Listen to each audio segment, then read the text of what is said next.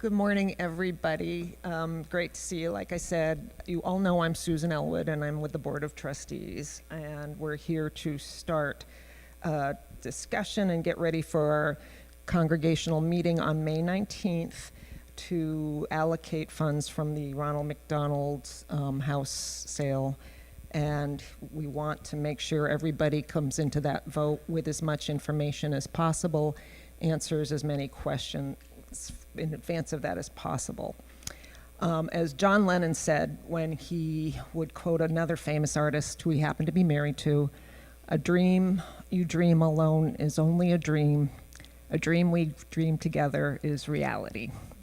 And this, what the biggest reality that we have here today and have had over the last 4 years is that this group of people has come together and spent an extraordinary amount of time researching and work. Can you hear Vicki? All right. I'm bad at this. There. That better? Okay. That I'm just so used to shouting on my own that the augmentation kind of scares me. For the last 4 years, we have worked, researched, studied, talked, and prayed about what to do with the Ronald McDonald funds. This process started when Paul Hobbs, our then president, stepped down on his porch during COVID to sign closing documents with a mask on, and funds were then put safely into an account, and as you were all assured numerous times, that there would be many, many conversations about this and many, many ways for folks to contribute to the dialogue, the discussion, and the decisions. And everybody has shown up for 4 years and been part of this. And today is another example of everything everyone's doing to help make this reality, the dream, the reality. And the reality, the dream, is not that we're going to maybe be putting in a child care center. It's not that we're going to have Ed Hub space. It's that these people have come together to try and better our community. And I thank you all for that for the last 4 years, and a little bit before that, like the last 207 or whatever the number is. So what we're going to do today is Michelle Hobbs with the Strategic Implementation Team is going to give us an overview of what the Strategic Implementation Team and trustees have been discussing relative to these allocations and why.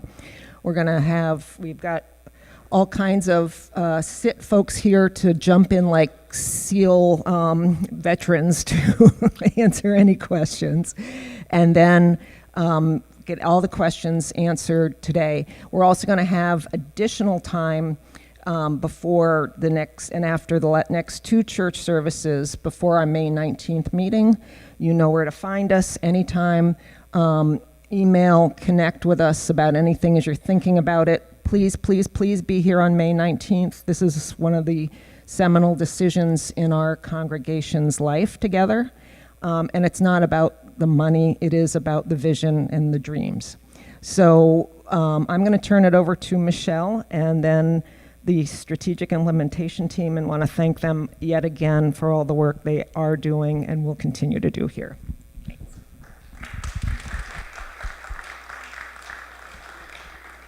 All right. Yes, I do want to acknowledge the time committed to thoughtfully, prayerfully examine what our options are. So this is an overview slide. I got to find my place where I can look at it. Okay. So right now in our funds from RMH sit at approximately $1.94 million. Originally around 1.8 when we first put it in. So it's being managed in low-risk funds till we decide what we do with it. So this is our proposal in that it's complex but simple at the same time. So we feel there's money to give right away, that there's money that we can essentially tithe and move forward and get out into the community as quickly as possible. We have gone deep to understand what the vision projects are starting to look like as they've grown into schematics and estimates. And we understand also that there's a broader capital planning need. So essentially, we're designating funds, what we're calling capital planning, which includes multiple components, but certainly those vision projects that strategic implementation team is proposing, and we're going to get into that in a little bit. That's sitting in the capital planning fund or portion allocation. The third and final allocation is that we see an opportunity to further grow portions of the fund, not spend it all, spend it down, but that we can create some specific draw policies that have not yet been determined, but that it would exist outside of I&T. It's not essentially commingled, it's sitting on its own place, but that we create some conditions and benefactors that serve again towards the vision, but we don't specifically allocate that at this moment in time. So we continue to invest in funds that allow the funds to grow at a sustainable rate and over time, so that we could essentially have that to tap into for specific needs related to vision. That's pretty much the big picture. So as we drill down a little bit, thinking through what we're proposing for possible owner managers. So the growth portion of this, we imagine that trustees will be very connected to in terms of the direction and management. And like we said, to restate that we think that there could be a draw policy that is essentially designed, that is connected to these vision projects. Because the vision projects are not one and done. There's multiple steps and multiple years to actually get those projects off the ground. It's very dynamic. It's not a static one and done process, that there's a lot of interrelated parts, and the projects themselves are interrelated. So there's complexity in the projects that we put forward that we're still essentially very strongly wanting to move forward. So you're not going to see a difference in the projects themselves, but that we want to create these funds that will essentially sustain that future. Yeah, what's the next one? Mission. Thank you. Yeah, so we're calling this special mission. We wanted to delineate that and distinguish that from mission in other vocabulary, budget lingo. We call a special mission, essentially it's a tithe, which is 10% of the original fund, which was 1.8. We expect or propose that deacons could be great stewards to kind of set in motion how these projects move forward. And by projects, I don't mean specific hard projects, but they could be different initiatives that are connected to the community as a whole. And we imagine possible proposal structure, so we can give some definition on what those funds, how those funds can be delineated, and that we'd want to spend it within 2 years, essentially. So that is what we feel is part of the special mission project. It's just getting it off the ground. Yep. All right. Third, capital planning. So again, we're pushing back to the trustees, another management opportunity, but they're already connected to and intimate with the strategic implementation of those vision projects. So it's nothing new here, but we essentially saw one of those vision projects was specifically around capital campaign. So we're this is very much connected to some of the proposals that came forward, but we acknowledge that the facilities and the grounds and the activation that's going to start to happen here when these projects start moving are going to require some seed money to replenish and keep in movement the capital improvements that we expect to do. We also expect new funds to come in from partners and grants to help supplement these specific vision projects. So it's not just us. We're actively making connections in the community and getting them aware, and it's broadening, hopefully, our scope of impact. All right. Yes, I'm going to pass on to Doug, who's been intimately working on these estimates. Go ahead. Thanks, Michelle. So just diving a little deeper into the capital planning part of it, that last slide showed approximately $500,000. We could think of it as seed money. We would hope to replenish that through our capital campaign, but we'll need to spend money before. Typically a capital campaign is over 3 or more years. The money comes in, and if we want to move faster, we'll need to draw from the Ronald McDonald funds and then replenish that. That is our hope. So, and we have identified these projects as sort of the highest priority that came out of the visioning, the 14 vision projects, and these 5 sort of rose to the top. And as Michelle said, they're interrelated. Some of these weren't just like the welcoming, the last one. That's actually several projects that came out of the visioning are being put under that umbrella, and sanctuary worship space, similar things. So, but top of the list, childcare, Ed Hub. Anyone can ask questions as we go here, but Been real quick. sure. I'm just passing out a copy of these next couple slides because they can be a little bit small for those of us with old eyes.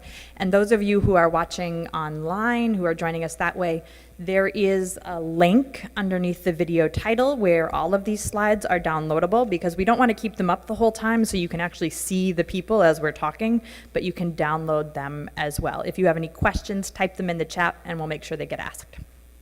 Great.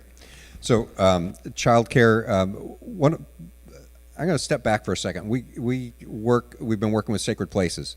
Sacred Places and the SIT team organized a community event here where members of the community came and we gave them tours of the building, and then we sat down with them for an hour afterwards and talked about what their vision for our building might be after having a tour. And one of the things that came right up, floated right to the top of that was childcare. They were pushing for more and more childcare. So right now, what we had envisioned was childcare in the space that's sort of under the pulpit area here, under the offices, and it would open out onto Buell Street and open into the building, and be designed in such a way that if 20 years from now childcare is not something that needs to happen, who knows, it could be flexible space. Ed Hub is a much more malleable subject. Could be kids. We could have a school that comes in, and so it sort of ties into childcare. It could be after school kind of program. It could be adults. It could be ESL classes. Lots of different ways that could happen. But one of the things that came out from the community interaction and also with our own discussions was that in order to support that, our kitchens needed to be better. We needed to have a warming kitchen so that we could serve more easily on this floor. We needed to upgrade our second floor kitchen to much more commercially viable, rentable space. If we're serving lunches every day for a group that's using it as an Ed Hub, we'll need much better facility up there. And the other piece that really ties into Ed Hub is more ability to live stream. It also helps us. If we're having services in the chapel, it would be great to be able to live stream that instead of just out of here, and vice versa. Another piece is right now we can't have somebody at home call in, live stream in, and be projected, and that's something we'd like to be able to do. So that all sort of ties into Ed Hub, but it's also infrastructure in the building. It ties into the sanctuary worship space. We're hoping to kind of change things around a little bit to, right now, the choir is getting up and having to move a lot, and it takes a little time, and it's hard for people who have mobility issues. So we have some ideas about how to make that work, how to make the whole front area here a little more usable for different kinds of events, not just worship. Increasing the welcoming by our just ability and actually that's the next one. Sanctuary is welcoming. Sound management, that kind of thing. Oh, not next slide yet, but we'll get there. Actually, and then the last one, or the second to last one there, building energy reduction. That was actually the second highest vote getter of everything, and it's actually we've had a blower door test done on the building and found out where all our air leaks are. We were talking to the Burlington Electric Department and the gas company and figuring out how to increase efficiencies there. And in any one of our other projects that we do, if we're working on the building, we're going to be making it more energy efficient. So that one's in there. And then welcoming, two pieces. The front door has been in discussion for a long time.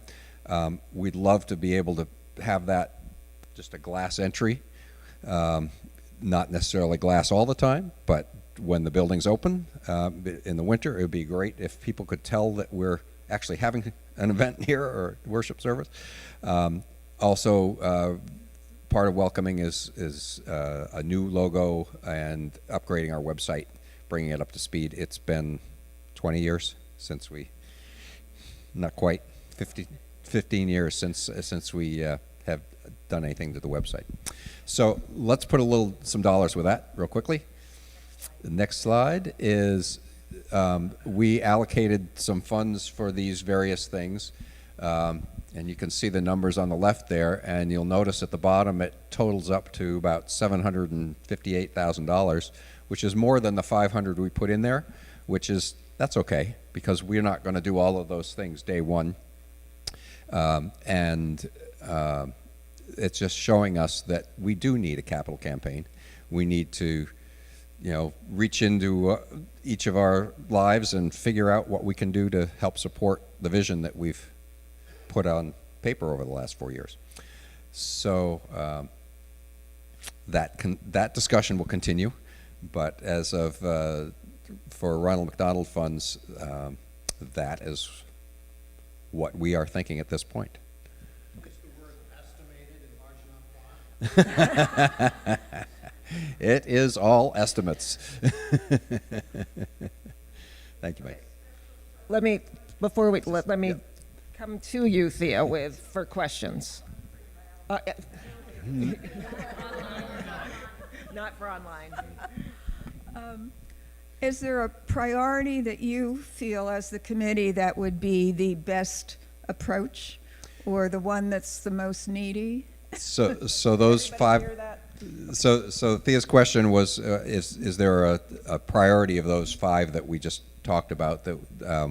And the answer is no, not really. It's going to take time to do these things. Childcare will have to develop partnership with somebody and get them in here. And the fastest we can see that that's happening is probably, especially if we have to do renovations, it's probably 2026 before we're going to get that going. Ed Hub, we may find somebody that can start something sooner, or we may not. We need to do that. And all of the other things that involve changes to the building are going to require drawings and bids and permits and that kind of stuff, and that's just going to take time. So maybe next summer we might be starting some of these projects, but that's where we are. Okay, coming. If we rent out space. Hold on, wait, just so folks online can hear you. Thank you.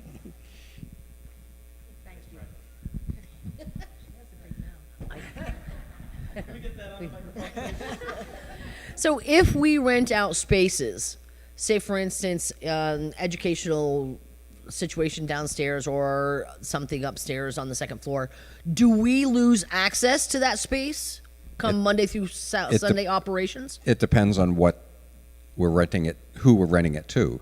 A childcare yes, we'd probably lose access to it Monday through Friday. It depends on the agreement we had with them, whether or not we could use it as Sunday child service space. So that would all have to be negotiated. Which will all get weighed with each proposal too. You know, that those are the things we'll be considering as well. Somebody else have questions?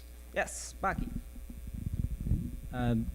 I have a question about the capital campaign. I was wondering if you have any plan in place, time frame. Are we going to do it annually, quarterly? Do you have any plan for how we're going to proceed for capital campaign? At this point, no, we do not. There has not been a subcommittee formed yet to start that process. Okay. Other questions? Did I see hands up? Okay. My question was having to do with the capital fund too. Part of the original proposal was that we have a bundle in, held for normal repairs that come up, bigger things. Is that still a part of this?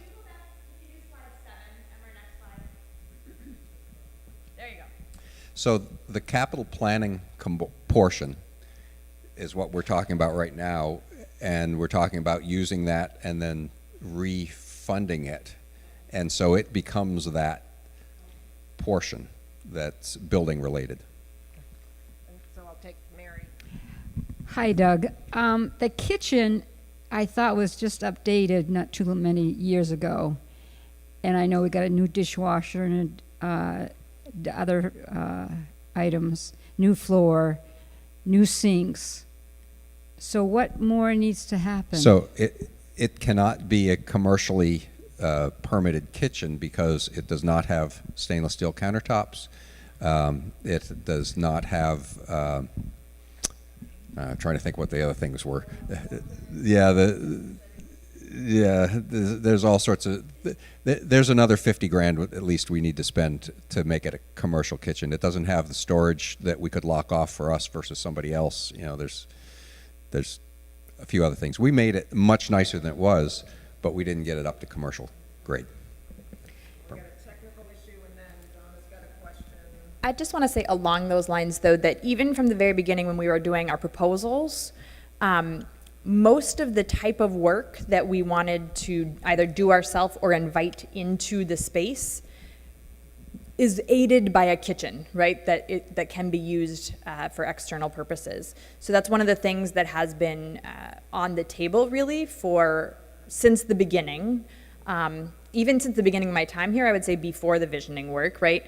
And when we had the open house come in, that the priority of that, just in terms of community interest in the space and buy-ins for rentals, that was very clear. It was a given. Okay. I just wanted to speak to your comment about capital planning. I think we've done this sort of ad hoc method of we just keep on going to Pos Shop and asking for this and asking for that, and I think we would behoove us to have, we know what the building needs, and we could make a list, and we could, keep on working down the list and have that, in process, and, certain chunks will be funded, certain chunks won't be funded, but, we'll know what the list, and I think we're trying to make the capital budget and the operations budget sort of two separate things and make it much more of a and make it much more, this is how the rest of the world does their planning, right? Is you do it with a capital budget and an operations budget, and they have different priorities. And people, some people will want to give money towards capital projects because they always do, and other funds will go towards operational expenses. So I think that's one of the directions we're going in, and I think that's maybe we can structure the budget that way, and that'll help our visioning process also. Okay, I have more of a comment, and maybe this has already been researched, but from my information, and you may have more recent information, a child care program would not allow us to use that space by state regulations. You may have more current information, but I think that we would not be allowed in there.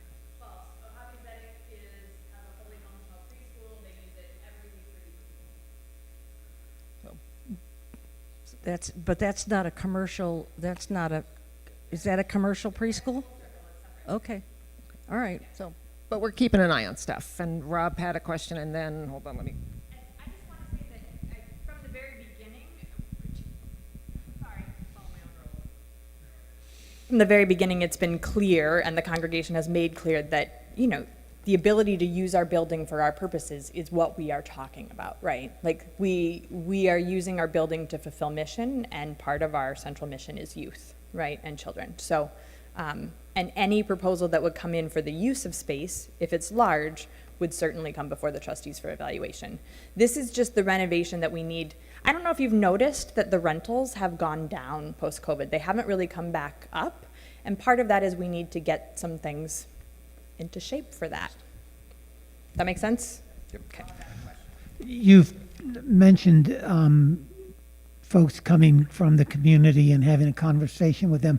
Like, who were some of the people who were present?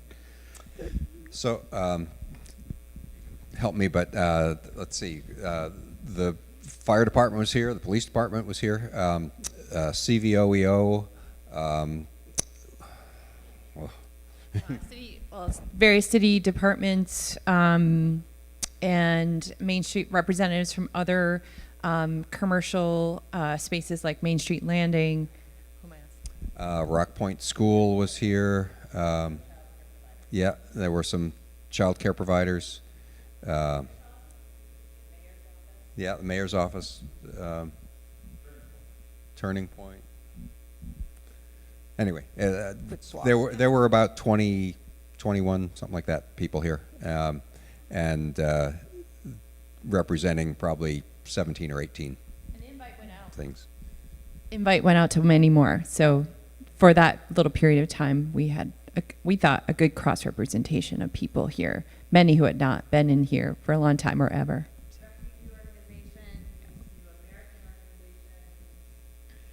Yeah, and who knew, but Chief Murad had some amazingly creative ideas, not all of which could be done, but he's a real creative guy. I also want, before you do that, I wanted to say that Donald was mentioning this this capital list, which he started and we're working on already, so it's in process. Just a quick question, Doug. The second biggest number was energy efficiency. Can you give a couple bullet points of what that's going to entail? There's so the blower door test found a couple of big leaks we need to fix, and the other amazing thing for those of you on the energy team was that by fixing those, this 160-year-old, what was it, 1805, 250 or 1840s, anyway, old building will meet current energy code. It was shocking. But let's see. We've been replacing light bulbs with LEDs, and we are only about half done. So there are things like that. Yep. We've actually dropped our electric bill about 40% since we started doing that. So. Okay. Say that, lots of folks have inquired about solar panels. You don't see those under the estimates because in the long term, those pay for themselves, right? That's the way the programs are set up. So you won't see them on the project list. Bob's got a question. Thank you. Thank you all for this hard work. I know it's a lot, and there's a lot of weeds here we don't know about. I haven't heard, this is very building-centric discussion. I haven't heard anything about the program side. The Ronald McDonald funds it was a program, and that's a lot of the way we got here. And every budget we have a deficit, and this year we have 63,000, and I was hoping that some of it would be used to help fund our programs. Can you all speak to that? Because I'm really concerned that it's taking a building tact here, and we're not supporting our programs. So Bob, capital planning one, growth side, you'll notice one of the things under there is intended for staffing and other non-capital funding needs for implementing SIT projects. So that's the side, which we hadn't been talking about just now, where those program initiatives come from. And the idea is that those, it's, you know, we haven't set the guidelines yet. It could be funded just from the interest, or it could be, you know, paid down over time. You know, we haven't, that those initiatives haven't been determined.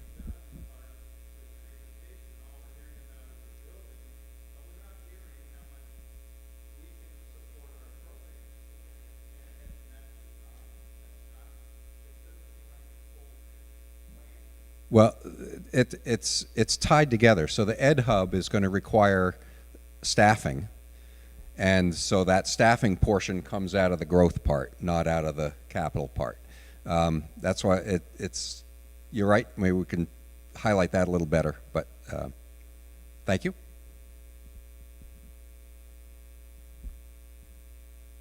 Other questions, folks? Other questions? Dawn has a question. I also just want to say that I can do it. The Ronald McDonald House wasn't a program. That was a donation that we made every year, right?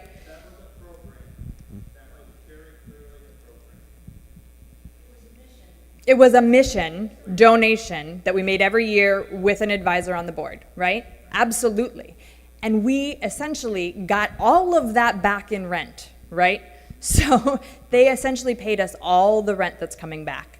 And you are right, we need to find ways to use that. And a big part of that, in my mind, is mission, which is where you get the tithing, right?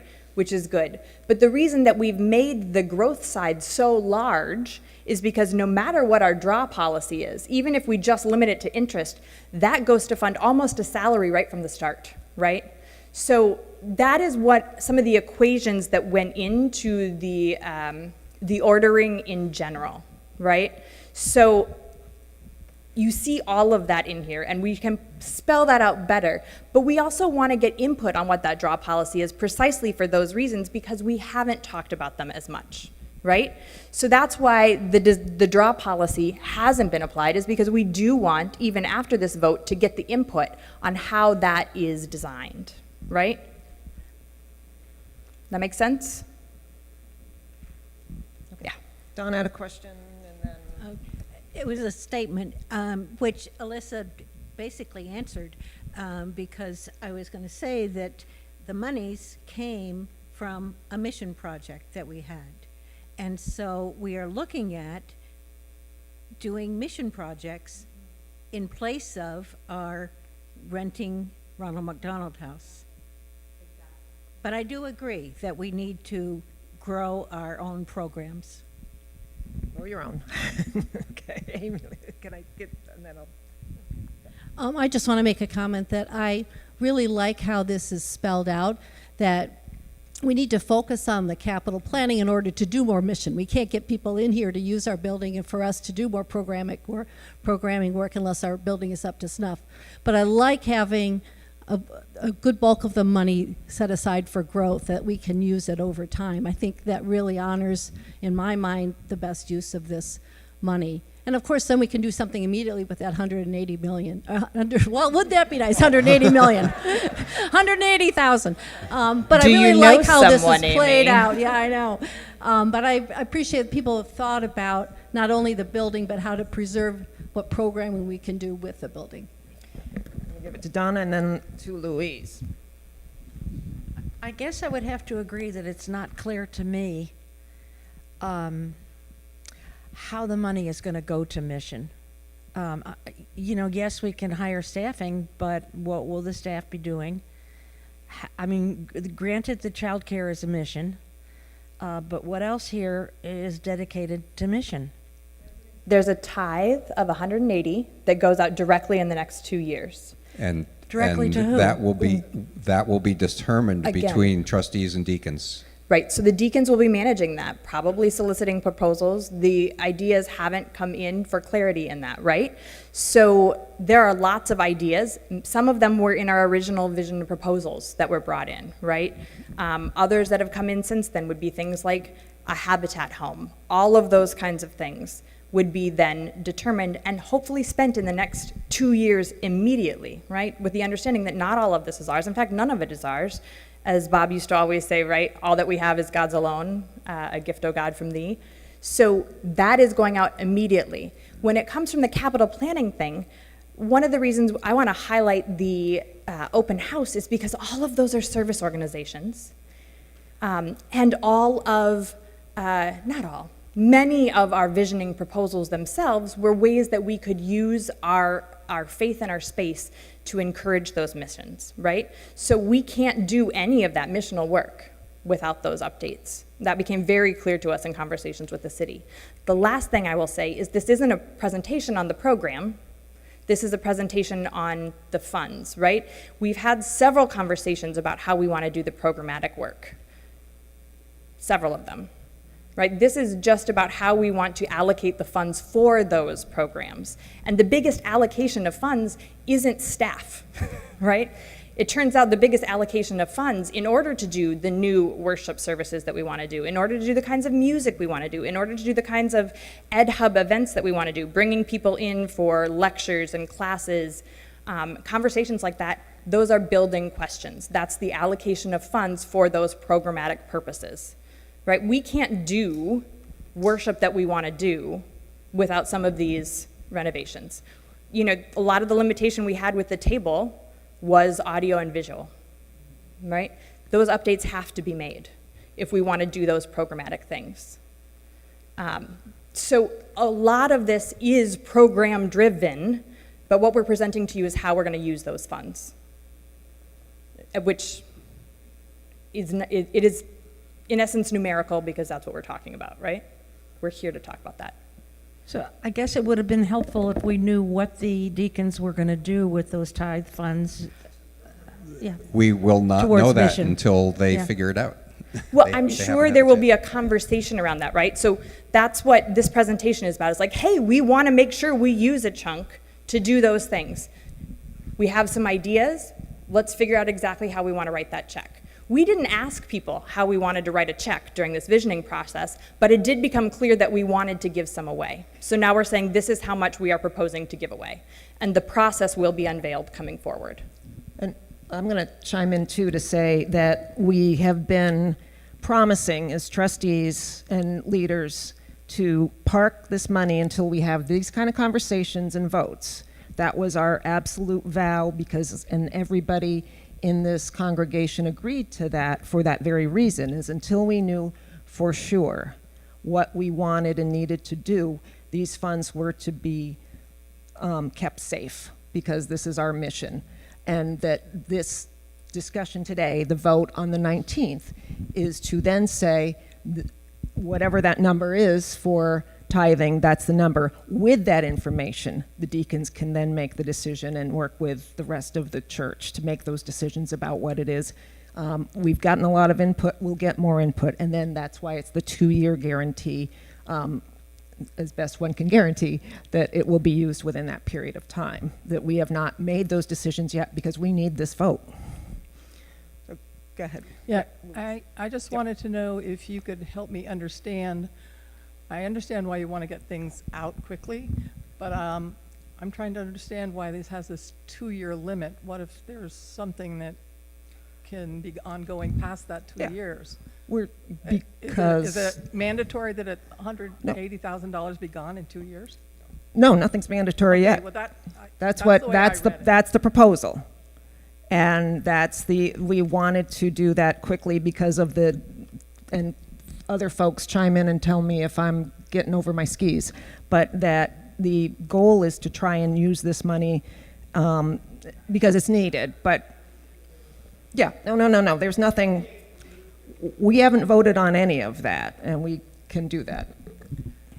I think that the timeline came from the idea that probably there will be other monies given away in all of this, right? through our programmatic expenses, through the groups that we work with and engage with, through the work bringing new folks in.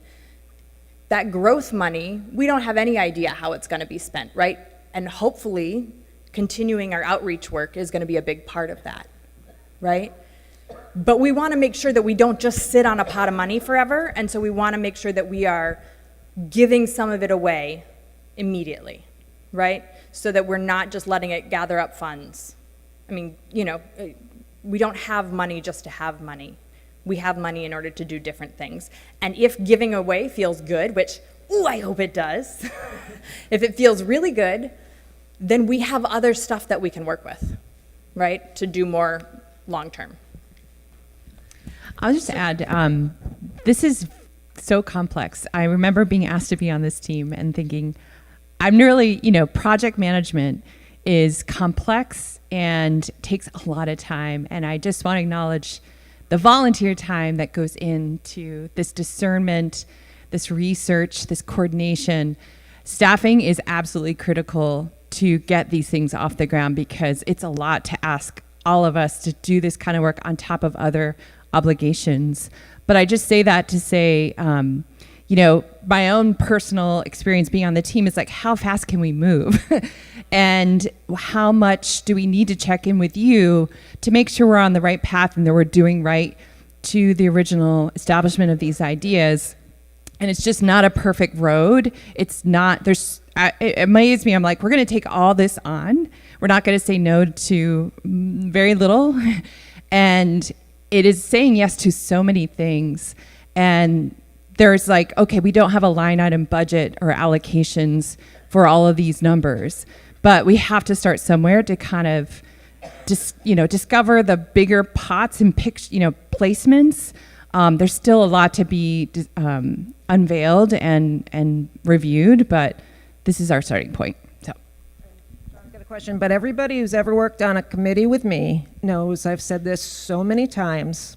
My Zen master, my husband, the painting contractor, always says, doing it right costs less than doing it over. And no one knows that like a painting contractor, I'm telling you. Go ahead, John. Yeah, Michelle, I appreciate what you said. My question is, if we vote on this on the 19th, correct? Are we voting to begin planning, bidding, construction on anything?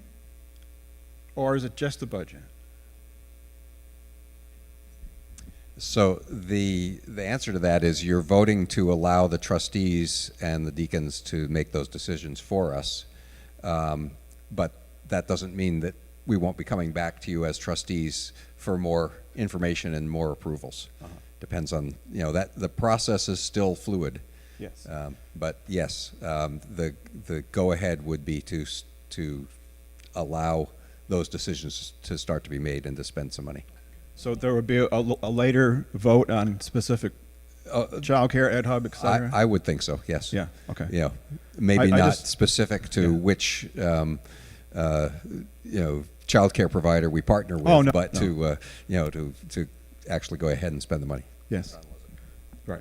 Just add to that real quick. Well, if yeah, I may. yeah, just a second. I mentioned this just because I agree with what you said.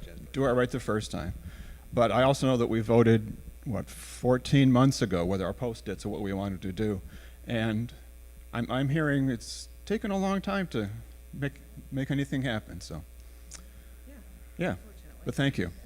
No, and thank you, John. I didn't mean to rush in that. But I just wanted to kind of clarify, this is about naming the buckets and putting monies in the buckets. That's all. I just wanted to answer your question, that the goal of the 19th is for us to be able to finally say, with this money we've been parking, this something along these lines is where it is, and there will be adjustments as stuff goes on, but we can't do it until such time as we have this vote and make that decision. So thank you. And so go ahead. I just have a question, just kind of following up on some of the things that people have been asking about mission situations.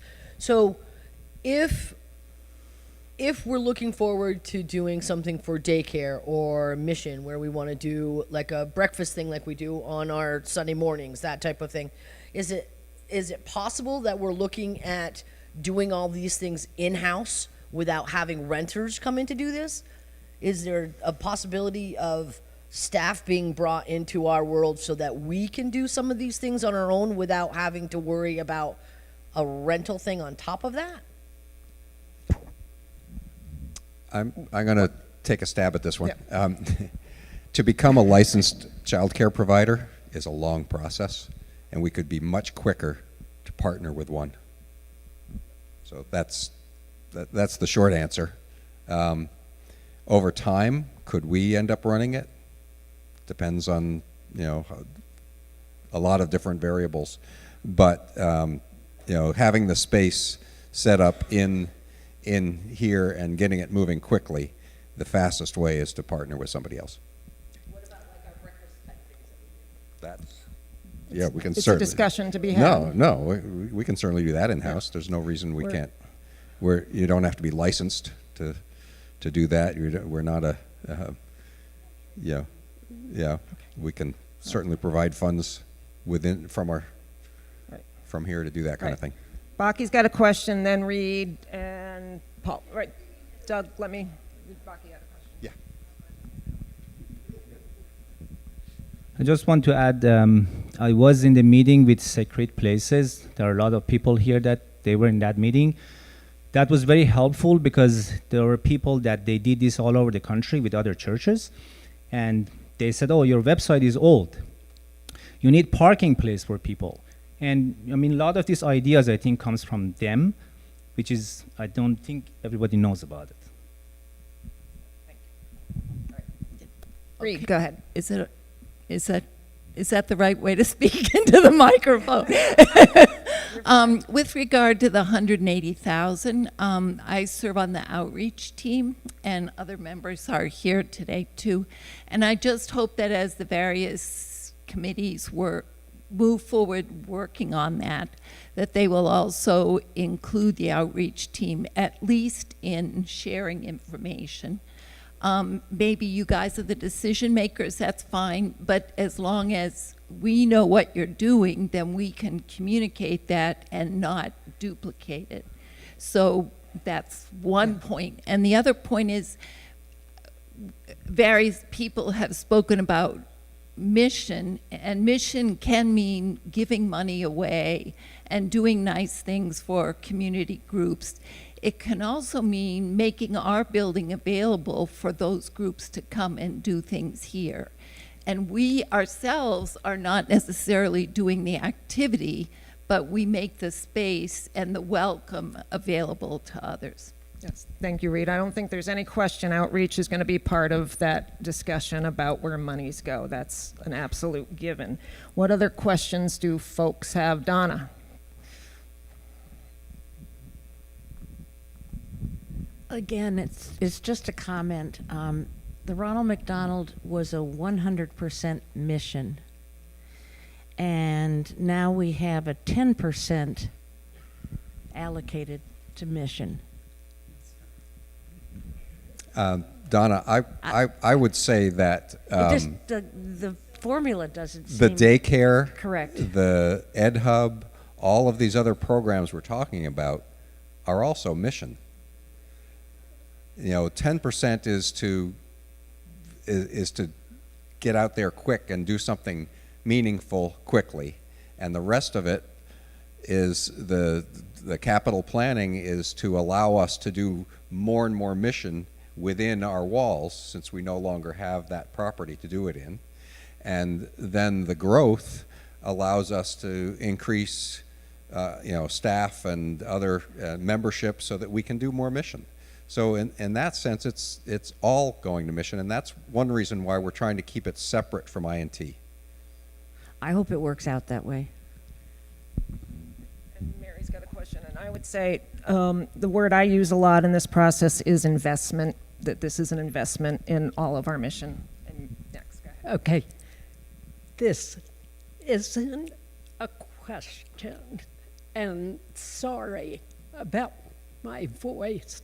It's not good, but I have to speak.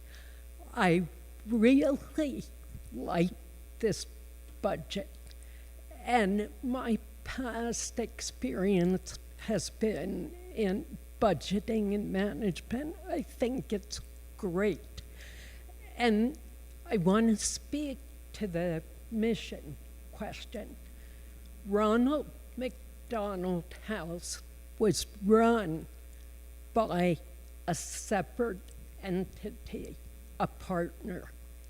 We contributed what amounted to maybe $35,000 a year towards rent. We sent volunteers. It was a mission project, but we didn't do it on our own.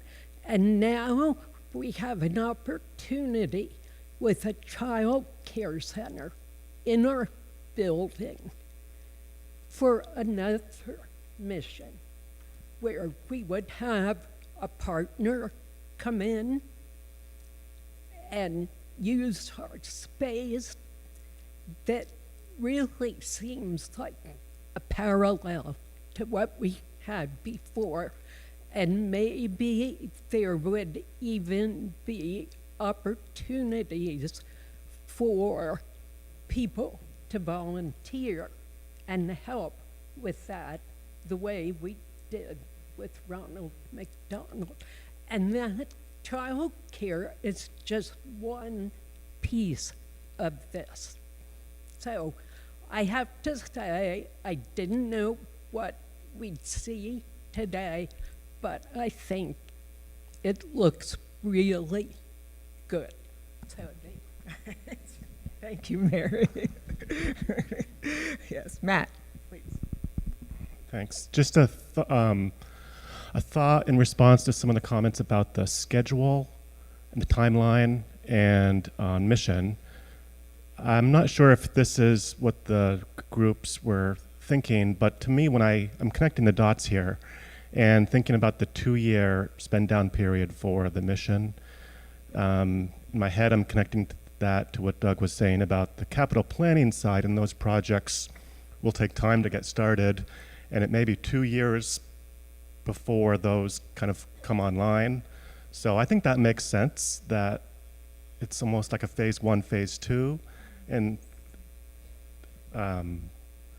that, to me, that makes sense. That's where the 2-year kind of period came from, that just as the mission funds will be winding down, the planning projects will be coming online. So I would think that would be a good transition. I think we could have described it as, short term, middle term, and long term, with reading counterclockwise. Okay. This is a truly congregational meeting. Thank you to everybody. What other questions do folks have other than what's for lunch? Can we also just remind folks that for the next 2 Sundays, before and after worship, members of the trustees and the I'm so tired. The SIT will be available in the library to come and have chats with. Any of these kinds of questions, like the reason that it's the way it is we also want to hear from you, right? So please take advantage of those. Yes, yes. Louise has a comment. I just want to thank everyone on the team who's worked so hard on this, and I hope that you don't take our questions as belittling, because they're really not meant that way.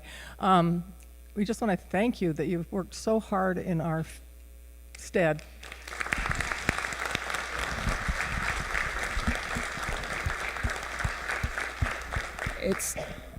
Can we say thank you in return for giving us so much to work with? Yeah. Okay. Apparently I'm praying us out. But I'm also going to say thank you to everybody here. These are, as I said in my annual letter, that when we all say yes, we're saying yes not to just, okay, sounds good. We say yes to showing up, to working together, to asking tough questions, to working through things. And that is what makes this group of people so extraordinary, and doing it in this way, that we all have such a great set of goals and values that we are working to further. So thank you to all of you for that. Keep on showing up, keep on saying yes to being present and being part of this amazing body of faith. So we'll take a moment, and thank you guys for showing up today and answering the tough questions. I watched Michelle put slides together the other night, and this boomer mind was blown. How do people do that? Yes. I have one last thing to say. I'm going to go run and grab a Susan Saunders card. So if you want to write a note to Lucy and her family before you leave, I'll be right out there. Okay? Yeah. Sorry. No. Thank you. And I would also say this, is that Lucy and Mike Samara have been the heart and soul of this church community forever. That it's appropriate that we are here today furthering the values and best in us and best in our church community, and do it with thoughts and prayers towards them. So let's be in a moment of prayer. Loving God, we are so grateful for this time together. We are so grateful for the ability to use an extraordinary gift of financial resources, but more importantly, the amazing gift of our talents, our faith, and our desire to make this community better. We ask that you stay with us throughout this process, and that you let us hear your voice in all that we do. And we ask this in Jesus' name. Amen. All right. Thank you, everybody, so much. We'll see you next time, and please make sure you're here on May 19th.